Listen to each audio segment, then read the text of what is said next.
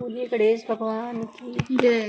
बृहस्पति भगवान की जय। विष्णु भगवान की जय। माता लक्ष्मी की जय।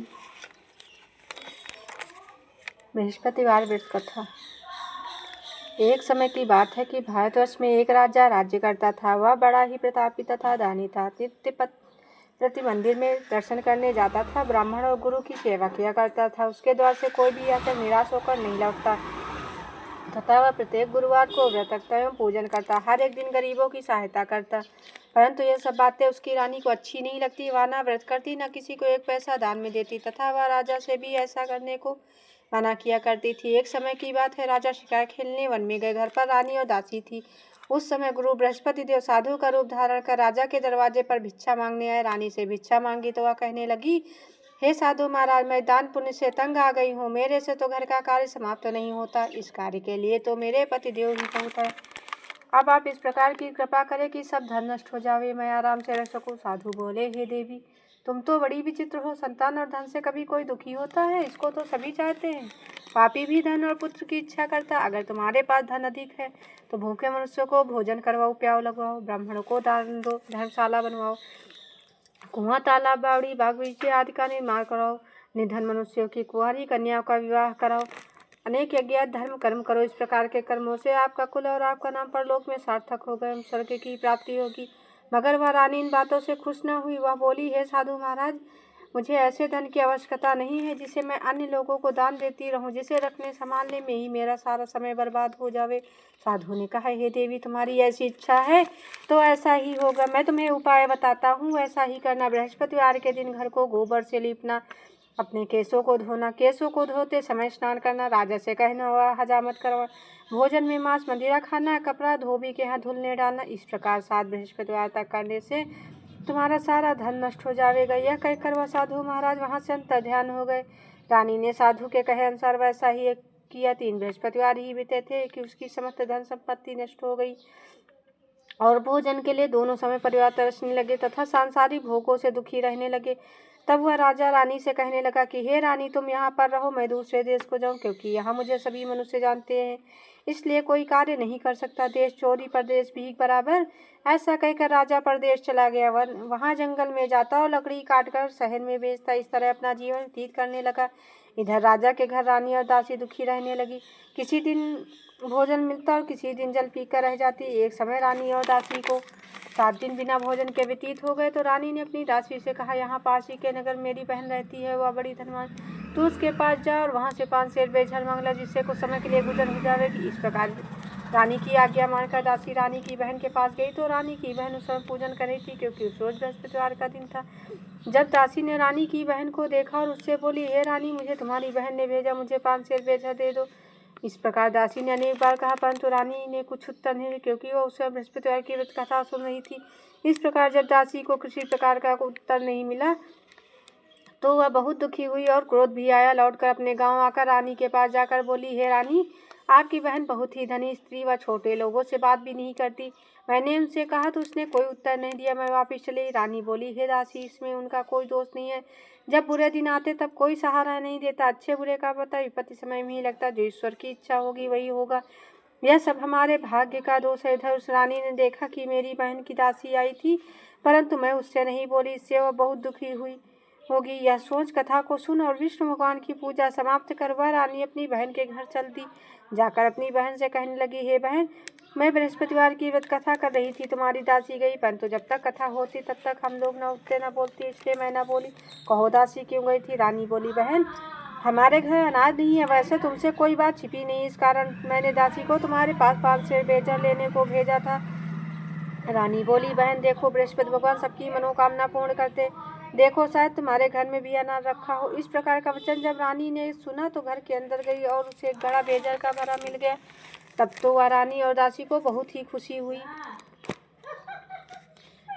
और दासी कहने लगी, हे रानी, देखा, वैसे हमको जब अन्न नहीं मिलता तो हम रोज ही व्रत करते, अगर इनसे व्रत की विधि और कथा पूछ ली जावे तो उसे हम भी किया करेंगे। तब उस रानी ने अपनी बहन से पूछा कि हे बहन, बृहस्पतिवार के व्रत में चने की दाल मुनक्का से विष्णु भगवान का केले की जड़ में पूजन करे तथा दीपक जला, पीला भोजन करे तथा कहानी सुने। इस प्रकार करने से गुरु भगवान प्रसन्न होते हैं, अन्न पुत्र धन देते, मनोकामना पूर्ण करते। इस प्रकार रानी और दासी दोनों ने निश्चय किया कि बृहस्पति भगवान का पूजन जरूर करेंगी। 7 रोज बाद जब बृहस्पतिवार आया तो उन्होंने व्रत रखा। घुड़साल में जाकर चना गुड़ बिलनाई तथा उसकी दाल से केले की जड़ में तथा विष्णु भगवान की पूजा की। अब भोजन पीला कहाँ से आए? बेचारी बड़ी दुखी, परंतु उन्होंने व्रत किया था, इस कारण गुरु भगवान प्रसन्न थे। 2 थालों में सुंदर पीला भोजन लेकर आए और दासी को देकर बोले, हे दासी, यार तुम्हारे और रानी के लिए भोजन तुम दोनों करना। दासी भोजन पाकर बड़ी प्रसन्न हुई। रानी से बोली, चलो रानी जी भोजन कर लो। रानी को इस विषय में कुछ पता नहीं था, इसलिए वह दासी से बोली, तू ही भोजन कर, क्यों हमारी व्यर्थ में ऐसे उड़ाती। दासी बोली, एक महात्मा भोजन दे गया है। रानी कहने लगी, वह भोजन तेरे लिए दे गया है, तू ही भोजन कर। दासी ने कहा, वह महात्मा हम दोनों के लिए 2 थालों में भोजन दे गया, इसलिए हम और तुम दोनों साथ साथ भोजन करेंगी। इस प्रकार रानी और दासी दोनों ने गुरु भगवान को नमस्कार कर भोजन प्रारंभ किया और प्रत्येक बृहस्पतिवार को गुरु भगवान का व्रत और विष्णु भगवान की पूजा करने लगी। बृहस्पति भगवान की कृपा से रानी और दासी के पास फिर धन हो गया। फिर उसी तरह आलस्य करने लगी। तब दासी बोली, देखो रानी, तुम पहले भी इसी तरह आलस्य करती थी, तुम्हें धन रखने में कष्ट होता था, इस कारण सभी धन नष्ट हो गया। अब गुरु भगवान की कृपा से धन मिला है तो फिर तुम्हें आलस होता। बड़ी मुसीबतों के बाद हमने यह धन पाया, इसलिए हमें दान पुण्य करना चाहिए तथा भूखे मनुष्यों को भोजन करवाना चाहिए। प्याऊ लगवाओ, ब्राह्मणों को दान दो, कुआं तालाब बावड़ी आदि का निर्माण करो, मंदिर पाठशाला बनवा कर दान दो, कुंवारी कन्या का विवाह कराओ। धन को शुभ कार्यों में खर्च कर, जिससे तुम्हारे कुल के यश बढ़े तथा स्वर्ग प्राप्त हो, पितृ प्रसन्न हुए। तब रानी ने इसी प्रकार के कर्म करने प्रारंभ किए तो काफी यश फैलने लगा। एक दिन रानी और दासी विचार करने लगी, ना जाने राजा किस दशा में होंगे, उनकी कोई खोज खबर नहीं है। गुरु भगवान से उन्होंने प्रार्थना की और भगवान ने रात में राजा को सपने में कहा, हे राजा, उठ, तेरी रानी तुझको याद करती है, अपने देश को चला जा। राजा प्रातःकाल उठा, विचार करने लगा। स्त्री जाति खाने और पहनने की संगिनी होती, पर भगवान की आज्ञा मानकर वह अपने नगर को चलने के लिए तैयार हो गया। इससे पूर्व जब राजा परदेश चला गया तो दुखी रहने लगा। प्रतिदिन जंगल से लकड़ी बिनकर लाता, उन्हें शहर में बेचकर अपना दुखी जीवन को बड़ी कठिनता से व्यतीत करता। एक दिन राजा अपनी पुरानी बातों को याद करके दुखी हो रोने लगे। तब उस जंगल में बृहस्पति देव साधु का रूप धारण कर आए। राजा के पास आकर बोले, हे लकड़हारे, तुम इस सुनसान जंगल में किस चिंता में खोए बैठे हो, मुझको बतलाओ। यह सुन राजा के नेत्रों में जल भर आया और साधु की वंदना कर बोला, हे प्रभु, आप तो सब कुछ जानने वाले हो। इतना कहने पर साधु को अपनी संपूर्ण कहानी सुना दी। महात्मा दयाल होते वे राजा से बोले, हे राजा, तुम्हारी स्त्री ने बृहस्पति देव का अपराध किया था, जिस कारण तुम्हारी यह दशा हुई। अब तुम किसी प्रकार की चिंता मत करो, भगवान तुम्हें पहले से अधिक धन देंगे। देखो, तुम्हारी स्त्री ने बृहस्पतिवार का व्रत प्रारंभ कर दिया और तुम मेरा कहा मानकर बृहस्पतिवार का व्रत करके चने की दाल गुड़ जल के लोटे में डालकर केले का पूजन करो, फिर कथा कहो, सुनो, भगवान तुम्हारी सारी मनोकामनाओं को पूर्ण करेंगे। साधु को प्रसन्न देखकर राजा बोला, हे प्रभु, मुझे लकड़ी बेचकर इतना पैसा नहीं मिलता जिससे भोजन के उपरांत मैं कुछ बचा सकूं। मैंने रात में अपनी रानी को व्याकुल देखा, मेरे पास कुछ भी साधन नहीं है जिससे उसकी खबर मंगा सकूं। फिर कौन सी कहानी कहूँ, यह भी मुझको मालूम नहीं है। साधु ने कहा, हे राजा, तुम किसी बात की चिंता मत करो। बृहस्पतिवार के दिन तुम रोज की तरह लकड़ियाँ लेकर शहर को जाओ, तुम्हें रोज से दुगना धन प्राप्त होगा, जिससे तुम भली भांति भोजन कर सको तथा बृहस्पति देव के पूजा का सामान भी आ जाए। बृहस्पति देव की कहानी निम्न प्रकार से है। प्राचीन काल में एक ब्राह्मण था, बहुत ही निर्धन था, उसके कोई संतान न थी। उसकी स्त्री बड़ी मलिनता के साथ रहती थी। वह न स्नान करती, न किसी देवी देवता का पूजन करती, प्रातः काल उठते ही सर्वप्रथम भोजन करती, बाद में अन्य कोई कार्य करती। इससे ब्राह्मण देवता बड़े दुखी रहते, बेचारे बहुत कुछ कहते, किंतु उसका कोई परिणाम न निकला। भगवान की कृपा से ब्राह्मण की स्त्री के एक कन्या रूपी रत्न पैदा हुई। वह कन्या अपने पिता के घर में बड़ी होने लगी। वह बालिका प्रातः स्नान करके विष्णु भगवान का जप करने लगी, बृहस्पतिवार का व्रत करने लगी। अपने पूजा पाठ को समाप्त करके स्कूल जाती तो अपनी मुट्ठी में जौ भर के ले जाती और पाठशाला जाने के मार्ग में डालती जाती। वही जौ स्वर्ण के हो जाते तो लौटते समय उनको बिनकर घर ले आती। एक दिन वह बालिका सूप में उन सोने के जौ को फटक कर साफ कर रही थी। उसकी माँ ने देख लिया, कहा, बेटी, सोने के जौ को फटकने के लिए सोने का सूप होना चाहिए। दूसरे दिन गुरुवार था। इस कन्या ने व्रत रखा और बृहस्पति देव से प्रार्थना कर कहा, हे प्रभु, मैंने सच्चे मन से आपकी पूजा की हो तो मेरे लिए सोने का सूप दे दो। बृहस्पति देव ने उनकी प्रार्थना को स्वीकार कर लिया। रोज की तरह वह कन्या जौ फैलाती हुई जाने लगी। जब लौट कर जौ बिन रही थी तो बृहस्पति देव की कृपा से सोने का सूप मिला। उससे वह घर ले आई और उससे जौ साफ करने लगी, परंतु उसकी माँ का वही ढंग रहा। एक दिन की बात है कि कन्या सोने के सूप में जौ साफ कर रही थी। उस समय उस शहर का राजपुत्र वहां से होकर निकला। इस कन्या के रूप और कार्य को देखकर मोहित हो गया तथा अपने घर आकर भोजन तथा जल त्याग कर उदास होकर लेट गया। राजा को जब इस बात का पता लगा तो अपने प्रधानमंत्रियों के साथ अपने पुत्र के पास गए और बोले, हे बेटा, तुम्हें किस बात का कष्ट है? किसी ने तुम्हारा अपमान किया है अथवा कोई जो और कारण हो सो कहो, मैं वही कार्य करूंगा जिससे तुम्हें प्रसन्नता होगी। राजकुमार ने अपने पिता की बातें सुनी तो वह बोला, मुझे आपकी कृपा से किसी प्रकार का कोई दुख नहीं है, किसी ने मेरा अपमान भी नहीं किया है, परंतु मैं उस लड़की के साथ ही विवाह करना चाहता हूँ जो सोने के सूप में जौ साफ कर रही थी। यह सुना राजा आश्चर्य में पड़ा और बोला, हे बेटा, इस तरह की कन्या का पता तुम ही लगाओ, मैं तुम्हारा विवाह उसके साथ अवश्य करवा दूंगा। राजकुमार ने उस लड़की के घर का पता बताया। मंत्री उस लड़की के घर गया। ब्राह्मण की कन्या का विवाह राजकुमार के साथ संपन्न हो गया। कन्या के घर से जाते ही पहले की भांति ब्राह्मण देवता के घर में गरीबी का निवास हो गया। अब भोजन के लिए अन्न बड़ी मुश्किल से मिलता। एक दिन दुखी होकर ब्राह्मण देवता अपनी पुत्री के पास गए। बेटी ने पिता की दुखी अवस्था को देखा, अपनी माँ का समाचार पूछा तो ब्राह्मण ने सभी हाल कहा। कन्या ने बहुत सा धन देकर अपने पिता को विदा कर दिया। इस तरह ब्राह्मण का कुछ व्यतीत हुआ, लेकिन कुछ दिन बाद फिर वही हाल हो गया। ब्राह्मण फिर अपनी कन्या के यहाँ गए और सभी हाल कहा तो लड़की बोली, हे पिताजी, आप माताजी को यहाँ लिवा लाओ, मैं उन्हें विधि बता दूंगी जिससे हमेशा के लिए गरीबी दूर हो जाएगी। वह ब्राह्मण देवता अपनी स्त्री को साथ लेकर पहुँचे तो पुत्री अपनी माँ को समझाने लगी, हे माँ, तुम प्रातःकाल उठकर प्रथम स्नान आदि करके विष्णु भगवान की पूजा करो तो सब देवता दूर हो जाएगी। परंतु उसकी माँ ने एक बात नहीं मानी। प्रातःकाल उठकर अपनी पुत्री के बच्चों का झूठन खा लेती। एक दिन उसकी पुत्री को बड़ा गुस्सा आया। एक रात कोठरी से सभी सामान निकाल दिया और अपनी माँ को उसमें बंद कर दिया। प्रातःकाल उसमें से निकाल तथा स्नान आदि करा के पूजा पाठ करवाया तो उसकी माँ भी बहुत धनवान तथा पुत्रवती हो गई। बृहस्पति जी के प्रभाव से स्वर्ग को प्राप्त हुई। वह ब्राह्मण भी सुख पूर्वक इस लोक के सुख भोग कर स्वर्ग को प्राप्त हुआ। इस तरह कहानी कहकर साधु देवता वहाँ से लोप हो गए। धीरे धीरे समय व्यतीत होने पर फिर वही बृहस्पति वार का दिन आया और राजा जंगल से लकड़ी काट कर किसी शहर में बेचने गया। उसे और दिनों से अधिक धन मिला। राजा ने चना गुड़ आदि लाकर बृहस्पति देव का व्रत करना भूल गए। इस कारण बृहस्पति भगवान नाराज हो गए। उस दिन उस नगर के राजा ने विशाल योग का आयोजन किया था और शहर में घोषणा करा दी कि कोई भी मनुष्य अपने लिए भोजन न बनाना, समस्त लोग मेरे यहाँ भोजन करने आवे। जो इस आज्ञा को न मानेगा उसे फांसी की सजा दी जाएगी। इस तरह की घोषणा संपूर्ण नगर में करवा दी गई। राजा की आज्ञा अनुसार शहर के सभी लोग भोजन करने गए, लेकिन लकड़हार कुछ देर से पहुंचा, इसलिए राजा उसको अपने साथ अपने घर ले जाकर भोजन करा रहे थे तो रानी दृष्टि उस खूंटी पर पड़ी जिस पर उसका हार लटका हुआ था। उसे हार दिखाई नहीं दिया।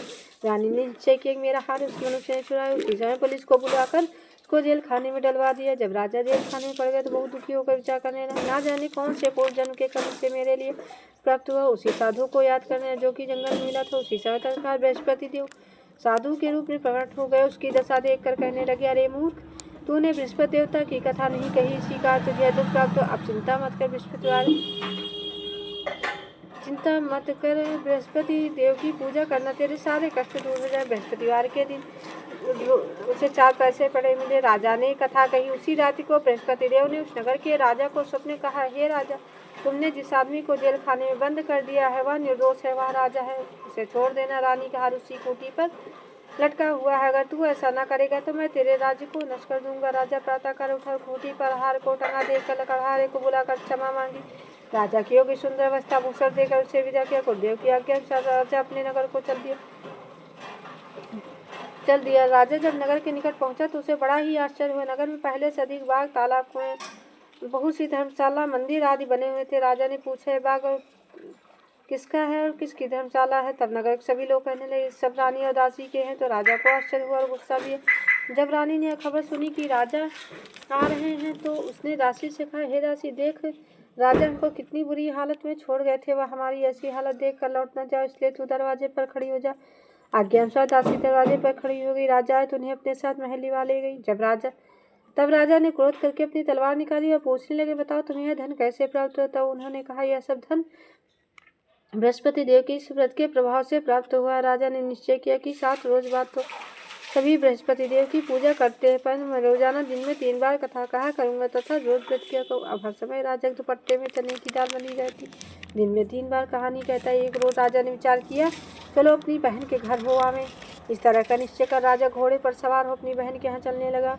मार्ग में उसने देखा कुछ आदमी एक मुर्दे को लिए जा रहे थे। उन्हें रोककर कहने लगा, अरे भाइयों, मेरी बृहस्पति भगवान की कथा सुन लो। वे बोले, हमारा तो आदमी मर गया है, इसको अपनी कथा की पड़ी है।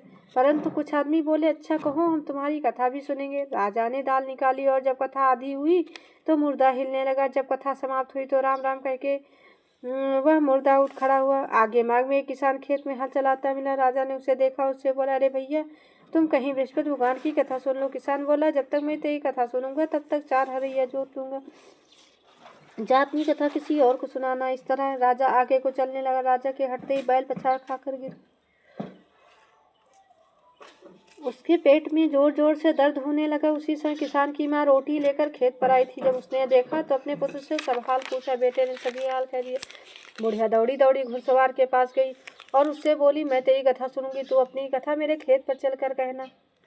राजा ने बुढ़िया के खेत पर जाकर कथा कही, जिसको सुनते ही बैल खड़े हो गए और किसान के पेट का दर्द भी बंद हो गया। राजा अपनी बहन के घर पहुंचा। बहन ने भाई की खूब मेहमानी की।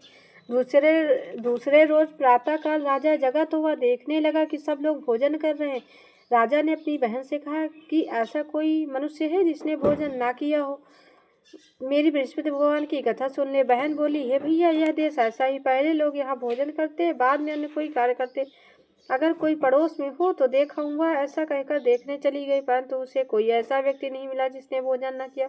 अतः वह एक कुम्हार के घर गई, जिसका लड़का बीमार था। उसे मालूम हुआ कि उसके यहाँ 3 दिन से किसी ने भोजन नहीं किया। रानी ने अपनी भाई की कथा सुनने के लिए कहा तो कुम्हार से कहा तो वह तैयार हो गया। राजा ने जाकर बृहस्पतिवार की कथा कही, जिसको सुनकर उसका लड़का ठीक हो गया। अब तो राजा की प्रशंसा होने लगी। एक दिन राजा ने अपनी बहन से कहा, हे बहन, हम अपने घर को जाएंगे, तुम भी तैयार हो जाओ। राजा की बहन ने अपनी सास से कही। सास बोली, हाँ चली जा, परंतु अपने लड़कों को मत ले जा, क्योंकि तेरे भाई की कोई औलाद नहीं है। बहन ने भैया से कहा, भैया, मैं तो चलूंगी, लेकिन कोई बालक ना जाएगा। राजा बोला, जब कोई बालक ही ना चलेगा तो तुम चलकर क्या करोगी। बड़े दुखी मन से राजा अपने नगर को लौट आया। राजा अपनी रानी से कहने लगा, हम निर्वंशी राजा, हमारा मुंह देखने का धर्म नहीं और कुछ भोजन आदि नहीं किया।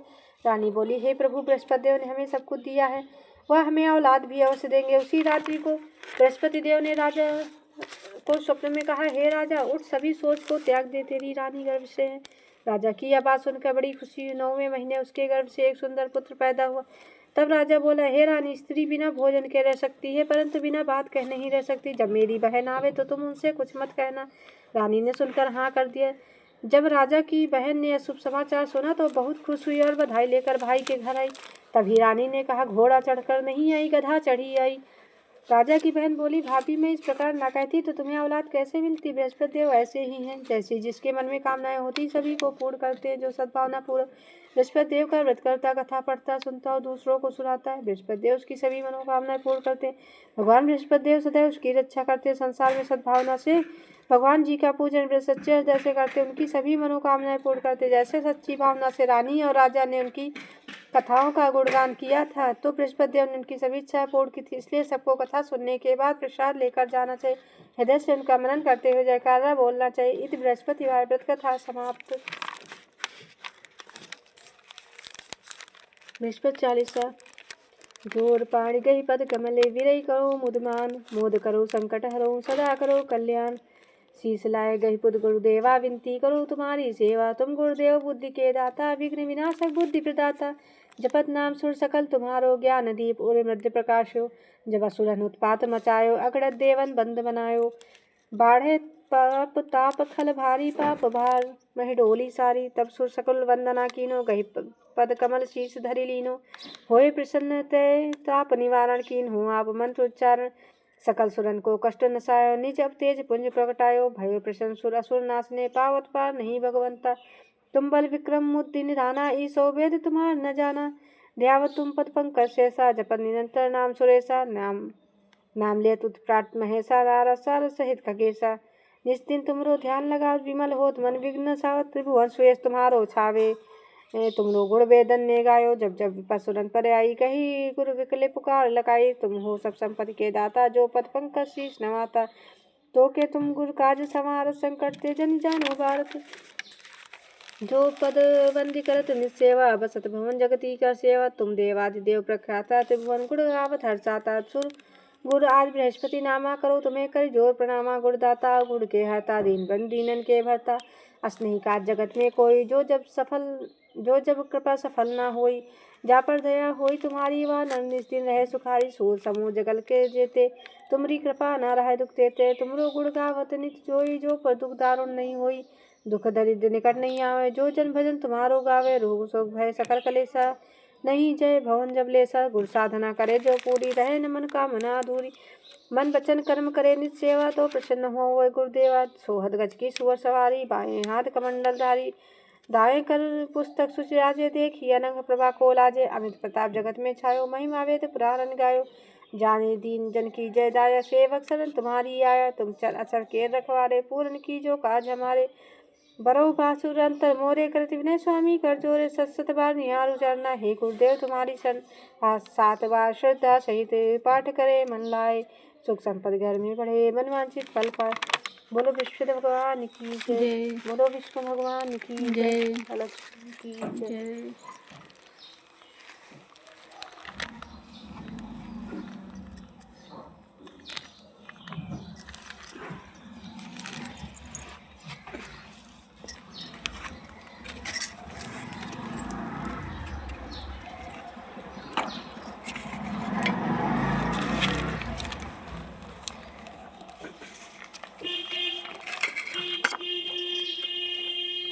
जय गणेश जय गणेश जय गणेश देवा माता जाकी पार्वती पिता महादेवा एक दंत दयावंत 4 भुजाधारी मस्तक सिंदूर सोए मूस की सवारी अंधन को आँख देत कोढ़िन को काया बांझिन को पुत्र देत निर्धन को माया पान चढ़े फूल चढ़े और चढ़े मेवा लड्डुअन का भोग लगे संत करे सेवा जय गणेश जय गणेश जय गणेश देवा माता जाकी पार्वती पिता महादेवा दीनन की लाज रखो शंभ सुतेवारी कामना को पूरा करो जग बलिहारी चूर जाम शरण आए सफल कीज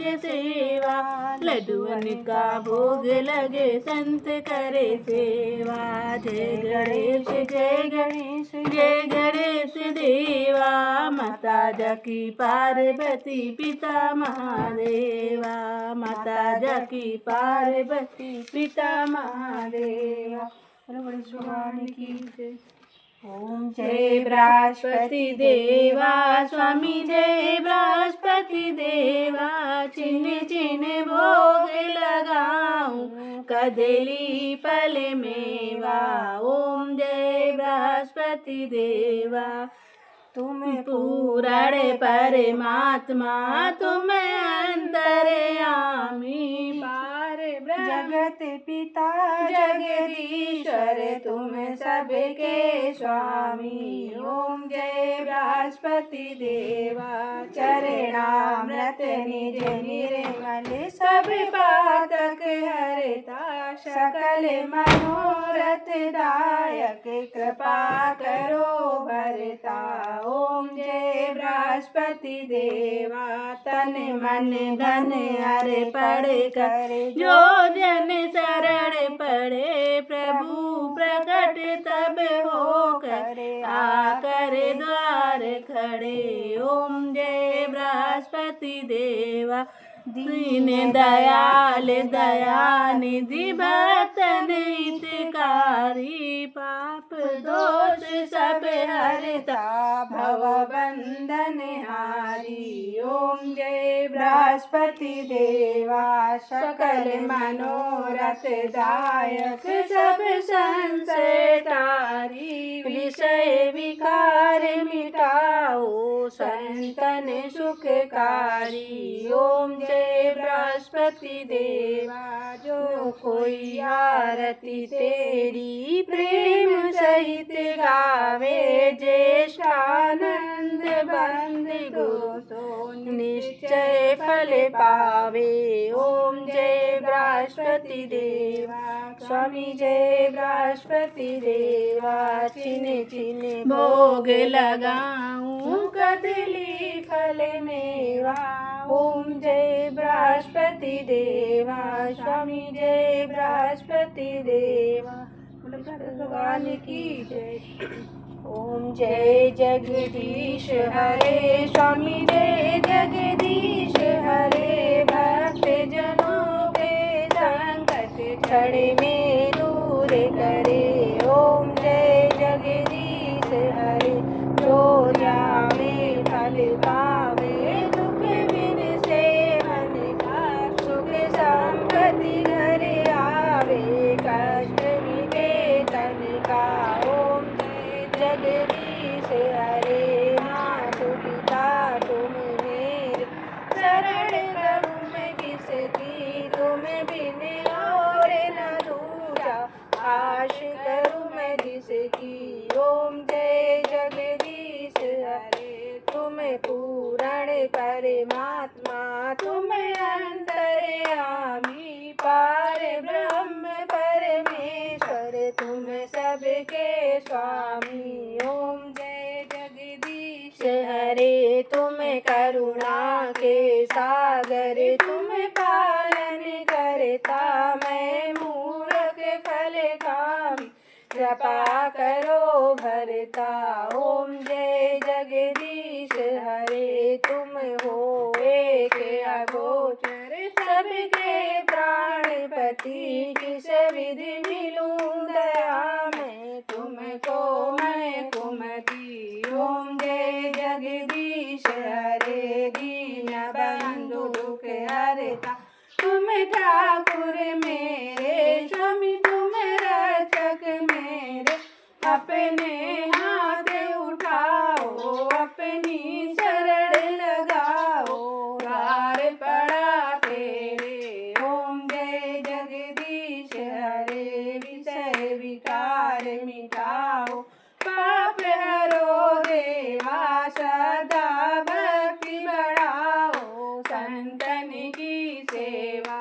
ओम जय जगदीश हरे, तन मन धन सब कुछ है तेरा। स्वामी सब कुछ है तेरा, तेरा तुझको अर्पण क्या लागे मेरा। ओम जय जगदीश हरे, राम लक्ष्मण भरत शत्रुघ्न ये चारों भाई। जगमग ज्योति जलावत कौशल्या माई। ओम जय जगदीश हरे, श्याम सुंदर जी की आरती। जो कोई नर गावे, स्वामी प्रेम सहित गावे। गाते शिवानंद स्वामी, गाते हरे हरे स्वामी। मन वांछित फल पावे। ओम जय जगदीश हरे, स्वामी जय जगदीश हरे। भक्त जनों के संकट क्षण में दूर करे। ओम जय जगदीश हरे, स्वामी जय जगदीश हरे। कर्पूर गौरम करुणावतारम, संसार सारम भुजगेन्द्रहारम। सदा वसन्तं हृदयारविन्दे। भवं भवानी सहितं नमामि। भवं भवानी सहितं नमामि। तमेव माता च पिता त्वमेव बन्धु च सखा त्वमेव विद्याधरणं त्वमेव सर्वं मम देव देवा। त्वमेव सर्वं मम देव देव। बोलो गणेश भगवान की जय, विष्णु भगवान की जय, माता लक्ष्मी की जय।